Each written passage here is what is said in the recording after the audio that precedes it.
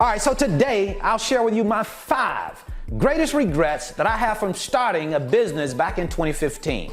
For those of you who may not know me, I'm Brandon with Alliance Logistics, and I started this business back in 2015. I'm currently still operating it today.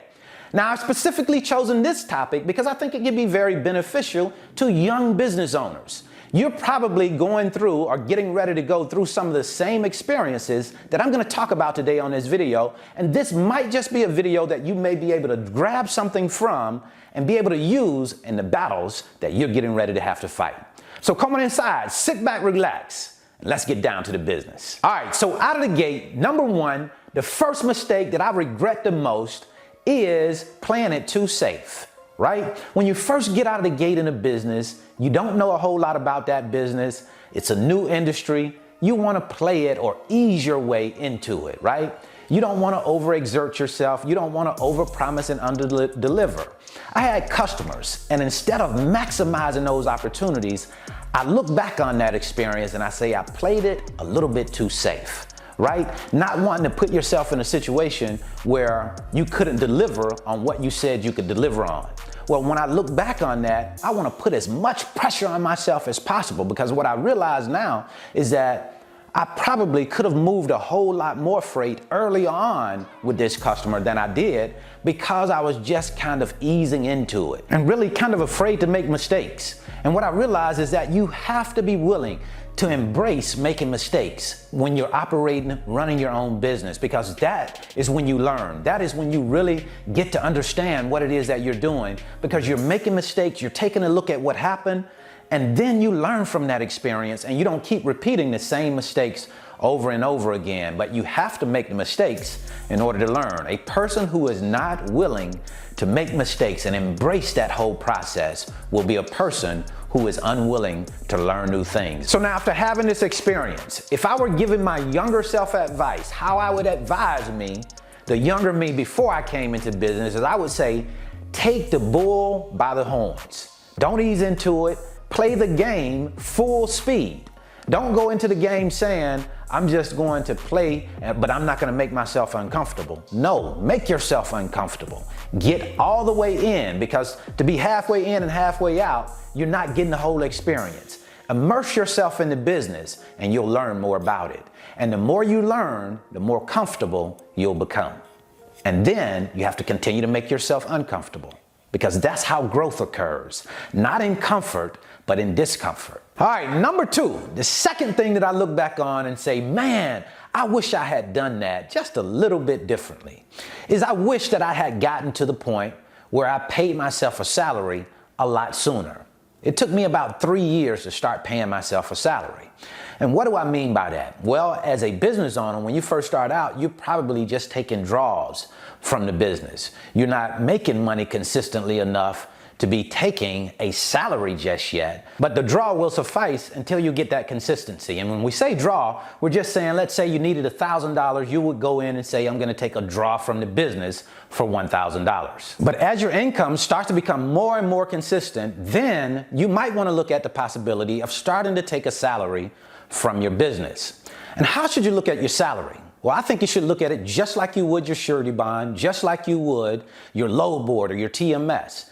This is required overhead. This is what it costs you to operate a freight broker business. I think your salary should fall under those same terms. So the advice I would give my younger self would be to pay yourself as quickly as possible. Make paying yourself a salary, a wage, however you decide, or you and your CPA decide to structure your pay. Just make sure that you get paid. Because in order for you to take advantage of the real benefits of having a business, having an LLC, you have to be getting paid. You have to be making money. For example, in order for you to say, hey, I want to have my own 401k, you have to be making money. You can't fund that off of air. If you want to take a vacation on the company, have the company pay for that vacation, you have to make money.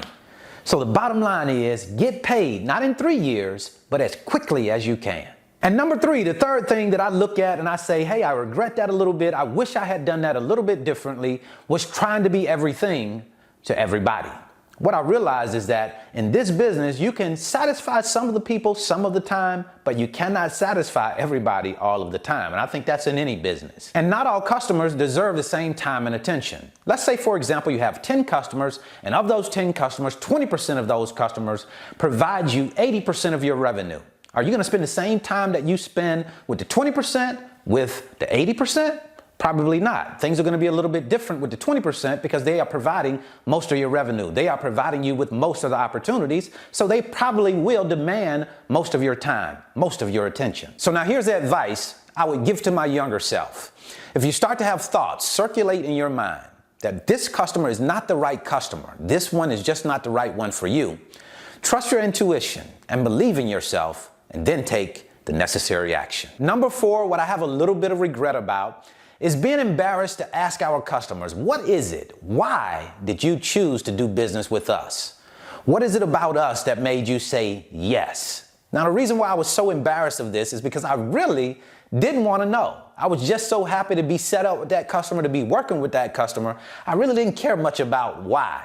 But looking back, you want to know that. You want to know why your customer chose you, because they have other options and they could give you something that may stand out about you that you didn't recognize. And you want to take that and maximize that. Do more of that as you start to go on and deal with other customers. So the advice I would give to my younger self is to be bold, be courageous. Ask the question why. Why did that customer choose to do business with you? That question could lead to the answer, the insight that opens doors in other places. And number 5, the 5th thing that we're going to talk about today that I would look back and say maybe, just maybe, I regret a little bit is that I didn't start my entrepreneurial journey a little bit sooner. You see, I started at 38 years old. Up until that time, I had worked a job. So I got started at 38, so I've been doing it now for the last 11 years. And the last 11 years have been solid, but the last 7 years have been very solid. So sometimes I say to myself, man, I wish I had gotten started sooner. But when I really start to look at it, not really. I really don't regret that part, because I got started at the time that was best for me.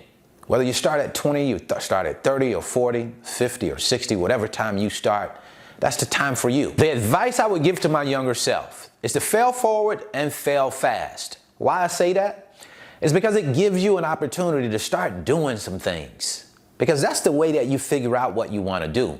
You have to do some things to figure that out. Once you start doing things, you say to yourself, okay, I like that.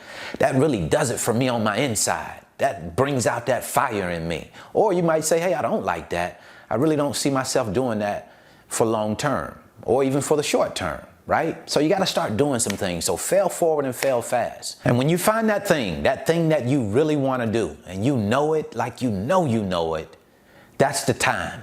That's the time to put every fiber in you, put everything you got behind making that idea work, making whatever it is that you say, this is what I want to do. This is what is within my heart to bring to the world. Put everything that you have into it. Acquire the skills that you need to be the very best that you can be. It's going to take a lot of commitment and dedication. Be willing to give that dedication, give that commitment, and don't stop. Whatever it is that you have to do, whatever hurdle or mountain or hill that you have to climb, have the intestinal fortitude within you. Have that grind within you to be willing to go and keep going, regardless of the adversity you face, because you will face adversity. It won't be easy. It will test you. Make sure you pass that test. You bring your dreams to fruition. But I do realize one of the hardest parts sometimes is to figure out what you want to do. What is that thing that you can do and become successful in? You see other people doing different things, but what is it for you? I don't know if you figured that out just yet, but if you haven't, I want to introduce you to the freight broker business. And how I do that is through my 5-video series titled How the Load Movement Process Works. And it gives you a chance to come into the office with me via video. I'm going to give you a 5-video series, and it's going to show me in the office moving freight, talking to shippers and carriers. That way you can get a better understanding of how this business works before you ever come into it. And if you watch that video series and you find out you want more information, you would like to know how much it costs to start your own freight broker business, I'll leave a free video right here detailing exactly what those costs are. So until the next time, I wish you the very best in your life and business. See you at the top, because the bottom is much too crowded.